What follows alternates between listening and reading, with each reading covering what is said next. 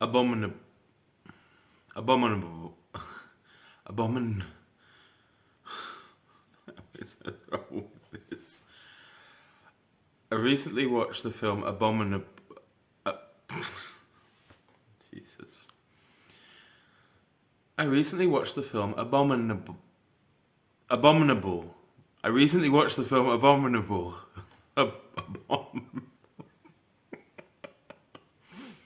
Recently, I watched the film Abominable. Yeah. Now, if I can do it right. Hello, everyone, and welcome back to Book Time with Elvis with me, Mark. And this is our latest episode. It is a Tuesday, Tag Tuesday, so I have a tag for you. I have about 9 other tags to get to. They do require a bit of time because I have to maybe get some props and think about the answers. But yesterday, Vin from Revenant reads. Or was it this morning? Yesterday. I don't know. Anyway, Vin from Revenant Reads was very kind enough to tag me in a tag that was created by David Murphy, and this is the 26 random questions tag. So there are, of course, 26 questions. Let's dive right in there and answer them. Most of them, of course, are not bookish, and I haven't prepared. I'm just, other than watching, of course, Vin's video, so I do know what some of the questions are, but I haven't sat down and written out my answers. So let's see. Number 1. What was your most recent YouTube rabbit hole? I have a couple. Like Vin, sometimes it's reaction videos. Recently, I've been watching Americans reacting to British comedy series, which is quite funny. I do sometimes watch as well Americans reacting to rugby because rugby is my favorite sport. And the other day I got sucked into, I'm not a big one for computer games, but I did get sucked into watching these videos. I think it's Total War or something like that. And they'd done these modifications where they kind of made it into the Zulu Wars. And, I like the Zulu Wars. I find them very interesting. So I fell into that rabbit hole, and I don't know, often it happens. I'm sure it happens to all of you. Something pops up and you think, oh, that looks interesting. You click on it, and then you click on something related to it. And it's a rabbit hole, isn't it? I suppose you just get sucked in. Number 2, what song is currently stuck in your head? The song stuck in my head is Fix You by Coldplay. And that's because recently I watched it twice in the last week or so. One at the end of school, and also during the Christmas holidays. I recently watched Abominable. I don't know if you've seen it. It's an animation film about a young Yeti who this bad guy businessman or whatever is trying to capture him, and this nice Chinese girl and her friend and his cousin decide to try and get him back to Everest. And I think it's a lovely film, and they use the Coldplay song in that film, and it's just one of those songs that gets stuck in my head. And then of course I listened to it as well I think it was on the radio last night. So when I woke up, it's I can't sing it, can I? Because I'll get in trouble, and plus it'll run away as well. But it's just one of those, I randomly blurted out as well, in the shower and stuff like that. But a song, it doesn't take much for a song to get stuck in my head, to be honest. There's a lot of them around. Number 3, what kind of music do you listen to the most? Not Coldplay, actually, but I suppose if we're doing types of music, then most of all I listen to classical music, especially opera. And I have this habit of listening to the same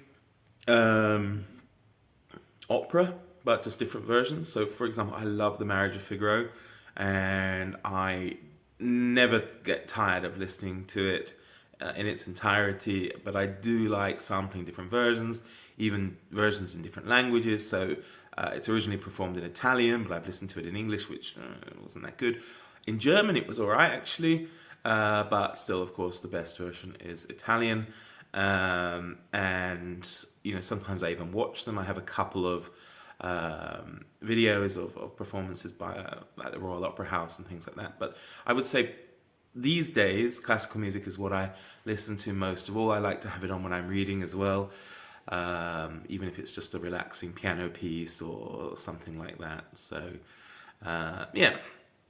Number 4. What is something you need to get better at? Well, maybe making videos. I don't know.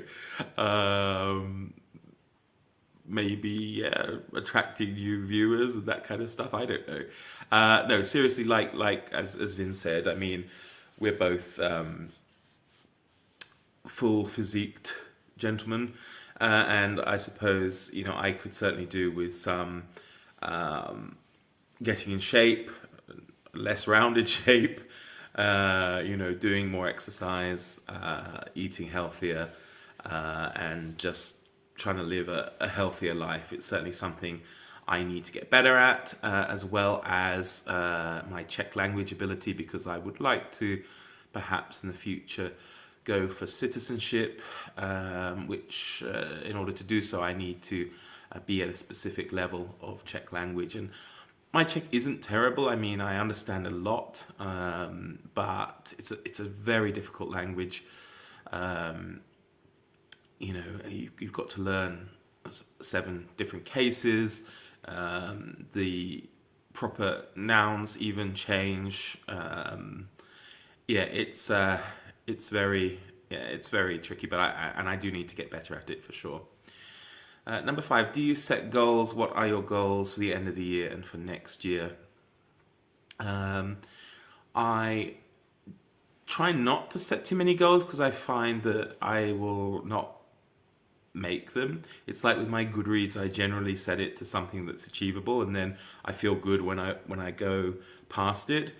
But like I said earlier, I suppose getting healthier, spending more time with Elvis, and having more time as well to read are certainly a few things I would like to accomplish during the course of this year.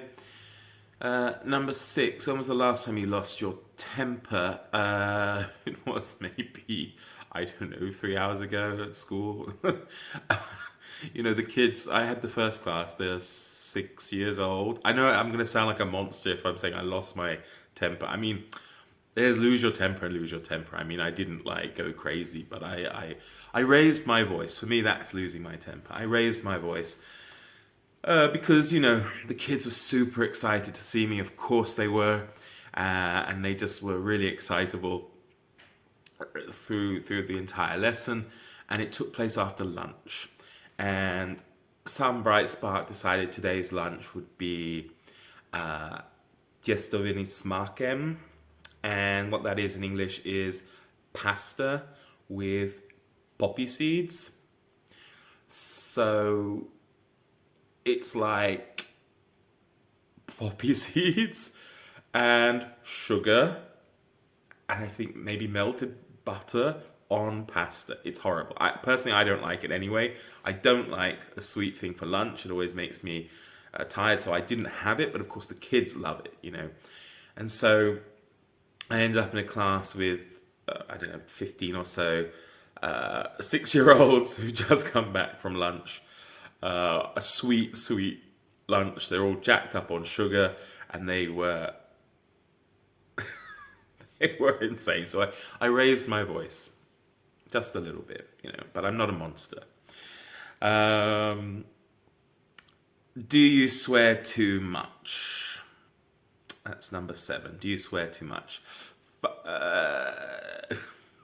Yes, I do. Although I generally, of course, don't swear in my day job because, I want to set a good example. Though there have been times, of course, when it slipped out. What makes me laugh as well is how the kids swear, even really young ones, even 6 or 7-year-olds, swear in English because they don't know that it's a swear word maybe. So they hear it from movies or they hear different phrases like the WTF, for example, and they will say, what the fuck? like this, the way they shout it out. And sometimes they actually say these words, and I'm always worried whether I should just tell them it's bad and don't say it, or just ignore it and just hope that they, when they grow up, they learn and think, oh, I shouldn't say that. In my private life, I swear all the time. Yeah, my grandmother wouldn't be happy with me. She always said, swearing was like a last resort. It shows your lack of vocabulary, and maybe that's right. But yeah, I do swear probably more than I should, and on occasion, it has slipped out. Nothing serious, like nothing too bad has slipped out. But the occasional shit may have come out once or twice in my teaching career by accident. Yeah. And I do find sometimes I swear even now in Czech with my colleagues, yeah, which is always good fun. Number 8, do you spend too much money on shoes? I don't spend almost any money on shoes. In fact, the newest shoes I got were from maybe last year. And I managed to talk my mum into buying them for me because I wanted some from England. I struggle to get my shoe size very easily locally here anyway. And I knew the type of shoes I wanted because I had them before. And she sent me 2 pairs, one pair of boots for winter and one pair of like walking sneaker slash, hiking shoes. Yeah, and in the end they became a Christmas present, so I didn't even have to pay for them. So that was good. But no, I don't really spend too much money on shoes. Number 9, what's the worst book you have ever read? Well,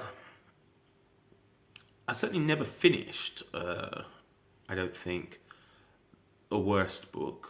So then I didn't really read it. I've started, and when I say so, I can usually tell quite early on. There was one, I can't even remember the name of it. It was when I've got the Mitford letters, and I got interested in them. There's a book about is it Verity Mitford, the Hitler lover, and I can't remember the name of it. It doesn't matter, but it was about her. It was about the Mitford sister who loved Hitler, and I read about 5 pages, and I thought it was like just nonsense. It was like tabloid rubbish, really junk journalism, going for the shock value, made outrageous statements that couldn't possibly have been true. And and then when I actually looked it up, I looked it up after on Goodreads, and it got like, I don't know, 2 stars or so, maybe less, I don't know. And I thought, I'm not going to give this the time of day. Already I can tell I'm not going to like it. So that's probably one of them. There might be more, but that's the one that springs to mind. Number 10, are you a homebody or are you more adventurous? As I've gotten older, I've definitely become more of a homebody. Getting Elvis as well really facilitated that, but I'm happy about it. I don't regret it. I had a lot of fun in my life, and went out far more than I ever should have done. So I'm quite happy to hang about the home now. In fact, my friends here, in the 9 years I've been here, they noticed the change over the last 4 years or so, and they refer to me quite often as the hermit. But I'm happy with that. I spend so much time in my job, kind of acting, performing. Even if I've got a bad day, I can't really let students know that. So I'm always smiley and jolly, or try to be anyway. So I find that when I do have moments to myself, I'm just so happy for it. I spent Christmas alone this year. A few people did invite me, but I said thank you, but no. I'm quite content to be on my own. Maybe it sounds really sad, but it isn't. I'm happy, and I suppose at the end of the day, that's all that matters in terms of this type of thing. Yeah. Number 11. Do you take naps? Yes, I do. No, not every day, but certainly at weekends. They're not really planned naps, I would say. I find, again, as I've got older, and it's probably, the problem is probably lying down. I like reading in bed, but the problem is I lie on the bed, I start to read, and I fall asleep, and therefore it becomes a nap, doesn't it? So, yeah. So there, I do. Yeah, whether they're planned or not. Number 12. Have you ever been to Minnesota, the greatest state in the Union? No, I haven't. I haven't been to Minnesota. I've been to a few states in my time, although it was a long time ago, but I've been to Virginia, Georgia, Florida, California, Nevada, Massachusetts, and then Vermont, and maybe a couple more up there. I can't remember, but it was a long, long time ago. The last time I was in the States was my 11th birthday. So yeah, and as I'm only 21, I guess it's only 10 years ago, so it's not too bad. God, I'm always... Sorry. Next, have you ever tried to emulate someone? No, I don't think so. I'm sure people try to emulate me, but have I tried to emulate someone? I know Vin said about handwriting. Now, I have been guilty of that as well, seeing attractive styles of handwriting and then trying to copy it. Actually, you know what? I did try to emulate someone, but I can't be specific on who that person was. Now, when I left, because I grew up in Bermuda. I left when I was 11. I went there when I was 2 and left when I was 11. So a big chunk of my childhood, and certainly my early childhood, was spent there. So I grew up speaking like a Bermudian, which means something like a Jamaican. I know you probably can't believe it now, but that's how I would have spoken, you know. And when we left Sweden, when we left Bermuda, we moved to Sweden, and I attended a British primary school, and I would have to, I had to stand up and introduce myself, and people didn't believe I was from the UK because of the way I spoke, and I kind of got upset with that, so I decided I would try to change the way I spoke and try and sound more English. And I think watching a few things like Rowan Atkinson in Blackadder, and I used to listen to a lot of old BBC radio plays and that kind of thing, and then I would try to train myself to sound more English. Now, I know sometimes I still say things a little bit oddly, or not so much like an English person, but generally I do. The funny thing with this was that when I left Sweden, I moved to England, and then I had to introduce myself again. And by this point, I had this Bermudian mixed with what I thought was a kind of BBC English. And this time, everybody thought I was from Scotland. But at some point, I guess around the age of 15, I ended up speaking as I do now, for better or worse. So. Sometimes I kind of wish I hung on to the Bermudian way of speaking. It would have been more interesting, more of a conversation starter, perhaps.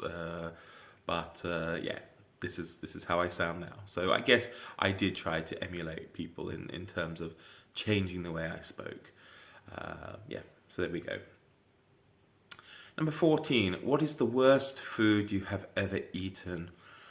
Well, I do like my food, and obviously law of averages, or whatever, you eat a lot of it, you're going to come across a few horrible things. The worst thing I've ever eaten, it would have to be maybe two things from my time in Japan stick out. One was cows. Apologies to all vegans, vegetarians, because both are kind of meat related, although maybe not what you would normally eat. But I always was open minded and said I would try almost anything food wise. One of them would have been cow's womb, which was pretty disgusting. And the other was boiled horse intestine. Yeah, it was as bad as it sounds. I was at a wine festival in this in Japan's smallest city, a place called Utashinai, and they had this wine festival. It's in Hokkaido, believe it or not. Because I say believe it or not because they're very harsh winters, but they kind of grew grapes to make wine in this village town. Sorry, it's the smallest city, but it's more like a village really. Sorry, I'm just rabbiting on. But they're kind of, I don't know if you can't call it national dish, but the signature dish for this town was I can't even remember the name of it now, but it was a soup that had I don't know if they were stuffed, I can't remember, but horse's intestines in kind of these balls in them. And I tried one, and I thought that's all right. And then when I had like 2 or 3, suddenly it kind of hit me. It was just rich and sickly and no. And I could never eat it again. I can't think of anything more recent. There probably have been a few. Living here, it's much less kind of exotic in terms of food, as I met. But then things like this sweet pasta with poppy seeds. Did I say poppy seeds before? I hope I did. It should have been poppy seeds. I don't know why I had sesame seeds in my head, but poppy seeds. It's weird. I mean, I don't get it really. Sometimes we have stewed fruit, bread and butter pudding for lunch. Now, it's delicious actually, but it's a pudding. It's a dessert to me. I mean, it's not a lunch. But there you go. Anyway, moving on. Sorry. Do you enjoy bars? What kind? Are you or have you been a regular at one? Well, mostly, as I say, this is past tense really for me now. I loved bars and all sorts, from Irish pubs when I was, living in other countries, to kind of dive bars. I like small, cozy places where you can drink and chat with your friends. Nothing too loud. If I want something louder, it usually comes later on in the evening. Have you ever been a regular at one? I've been a regular more than one. When I was I studied German at university, and I spent a year living and working in Frankfurt in Germany, and I didn't really study as much German as I wanted to because I spent too much time in an Irish bar. And I got to know all the regulars in there, and everybody had their own place on the bar, and they had like these little plaques on the other side of the bar, little metal things, and so the barman could see who was there and this kind of thing. And when I turned 21, they put mine behind the bar too, and they gave me like a beautiful glass, German beer glass with a not real but silver plated top that they engraved and stuff like that. So that was fun. And then in my town in Japan as well, I used to hang out in one bar. I used to go, ashamed to say, almost every day. I didn't drink every day almost, but it was a very small bar, and I used to play shogi. I can't remember now. It's like Japanese chess. I used to play it with the owner of the bar, manager, owner. He was owner and manager, and he taught me how to play that. And we would just yeah, play games. Sometimes we would, if he was having a quiet night in the bar, he would leave his wife there, and then we'd go out and visit a few other ones. And again, I got away with a lot of things in there. I could have a tab and no problem, whether settling up months later, whatever. So yeah, I've had a few. We've actually got a few bars obviously here, and it's nice, to live in a town where beer can cost you $1.50, a good quality beer as well. And actually, one of the bars here, although it's changed a little bit with coronavirus, one of the bars here is what they call a non-stop, which means literally it doesn't stop. It's open 24/7, 365 days a year, never closes. So, dangerous. Number 16, have you ever been hungover? Yes, yes. Many, many times. Probably one of the worst was on Nihonshu, or what's called sake. Sake in Japanese is just alcohol. That's what it means. So what we think of as sake, they call Nihonshu. And it was very... you would get, when you went to certain pubs in Japan, you could pay a set price and drink as much as you could within 2 hours, something like that. And the pub I used to go to there, the owner said, try this, Nihonshu. And I drank it, and it can be served hot or cold. Different ones better different ways. And it was just beautiful. It was like drinking slightly sweet water. And I drank a load of it. I drank it like it was water. And then, oh my God, it hits you. You get this delayed reaction. And, oh my God, I felt poisoned the next day. I really did. I did get up and go somewhere. There was a flower festival we went to, but the whole time I was like, shivering and just in a terrible, terrible condition. Yeah, it's one of my worst hangers. But there have been, I'm ashamed to say, well, not really, but there have been far too many, to be honest. Number 17. When was the last time you laughed out loud while reading?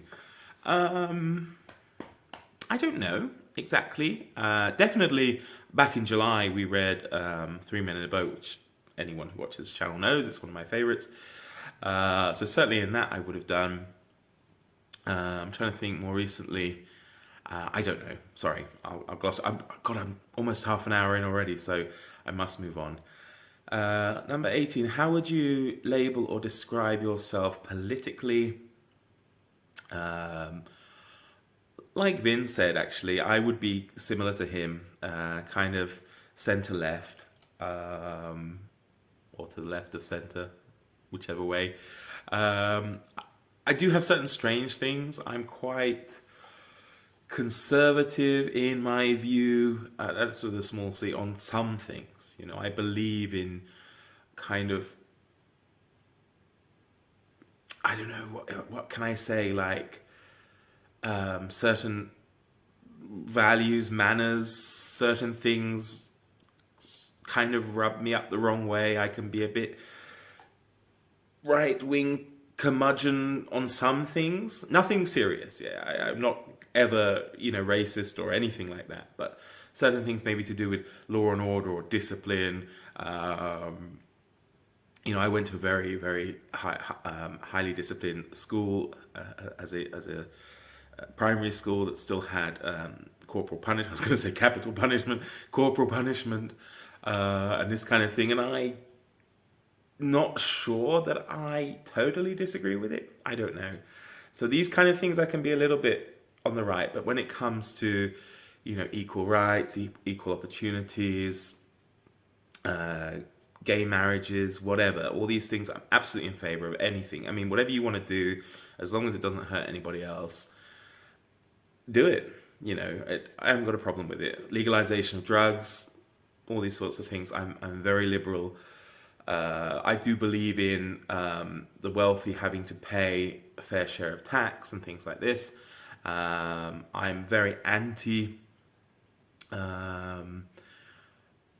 things like Brexit. I strongly, and I may lose subscribers. I don't know if any of them big supporters of the Conservative Party in England, for example. I really don't like them as they are now. I didn't mind some of the older style ones, going back to someone like John Major. I wasn't a fan of Thatcher, although I was only a child really at the time. But yeah, I just think. But everywhere is crazy at the moment. Somewhere in the last, I'm sure of it, 10, 15 years, we've lost our way somehow. Something's very weird. But anyway, yeah, I'm very easygoing politically. I would say, yeah. I'm not really on my soapbox about anything important anyway. Let's put it like that. Number 19, what was the last movie you watched? The last film I watched was The Imitation Game. I watched it yesterday with Benedict Cumberbatch playing Alan Turing. I'd seen it before. I watched it again. Really enjoyable. Recommend it. Alan Turing, The Enigma Machine, Cracking the Code, Bletchley Park. You should watch it. It's on Netflix here. It seems to be different in every country, doesn't it? I don't know if you guys have got it. Number 20. Do you want kids? Do you wish you had kids? If you have kids, give a piece of advice. No, I don't want kids. There was a time when I thought I did, but the more I teach, the more I'm glad to give them away or give them back to their parents at the end of the day. To be honest, no, I don't. I don't think so. Maybe if someone comes along and says, that's the right fit for me and they want kids, then maybe, but it's not like I'm going to regret not having them, I think. To be honest, I mean, I have at the moment, almost 200 children. I don't need any of my own, definitely.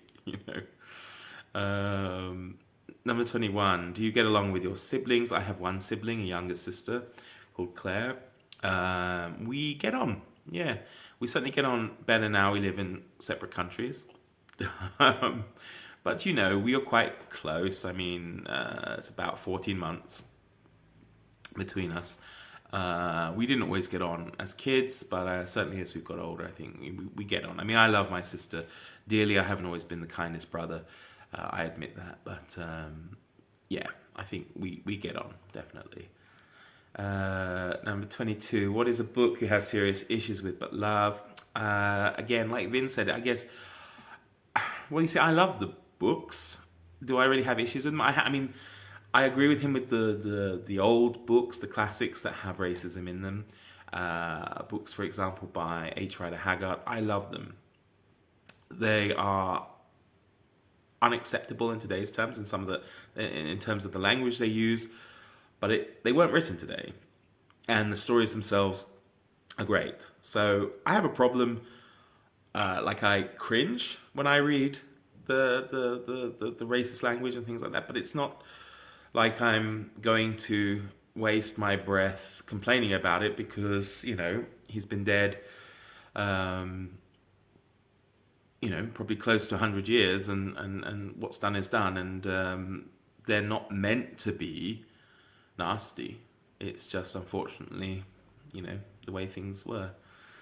Number 23. What's your favorite theme song to a movie and or TV show? Well, a movie, definitely.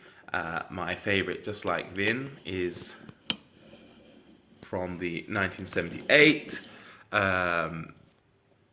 Superman. John Williams' score there, fantastic. Also love the theme music to The Godfather. In terms of television, things from the 80s, definitely. I love the A-Team. 10 years ago, a crack commando unit was sentenced by a military court just for a crime they couldn't commit. I had it before I decided. It doesn't matter. Dallas was a great one, of course. Great theme tune. I guess, I don't know if it's the end of the 80s or beginning 1990, but of course, Fresh Prince of Bel-Air was always a good thing at school. We'd all try and go, in West Philadelphia, born and raised. I'm not going to do that, but I'm sure most of you know it as well. Number 24, do you like your job? If you switch careers, what would you do? I love my job, absolutely love it. I'm not sure I'd want to do anything else, but I would, if I did, I would, again, quite similar in many ways. I would be a writer or something in a museum, or a librarian, something like that. Anything that I could do with books.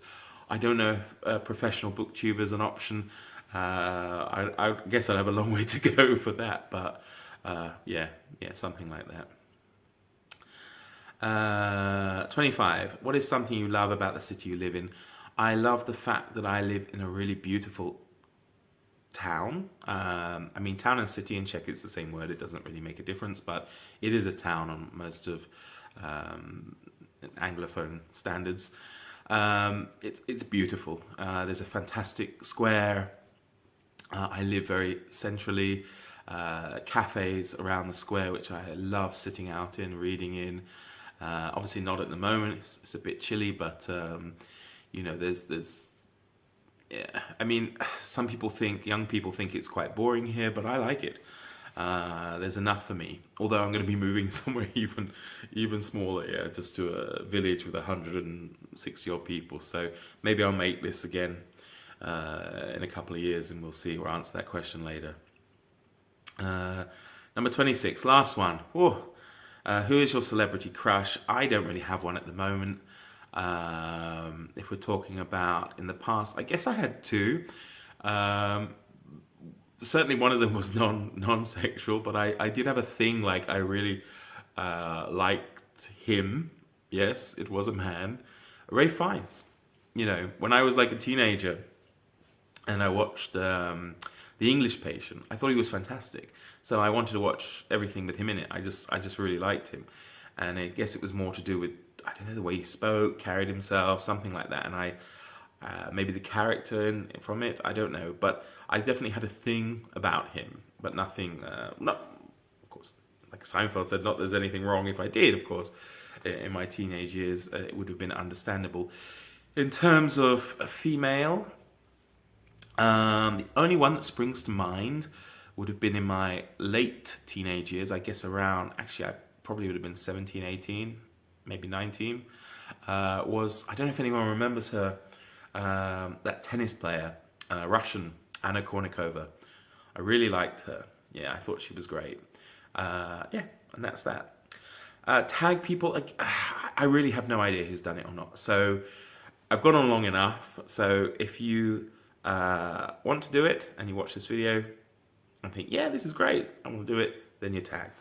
Okay, everybody, thank you so much for staying with me on this extremely long video. Apologies, and I'll see you all again very soon. Bye for now.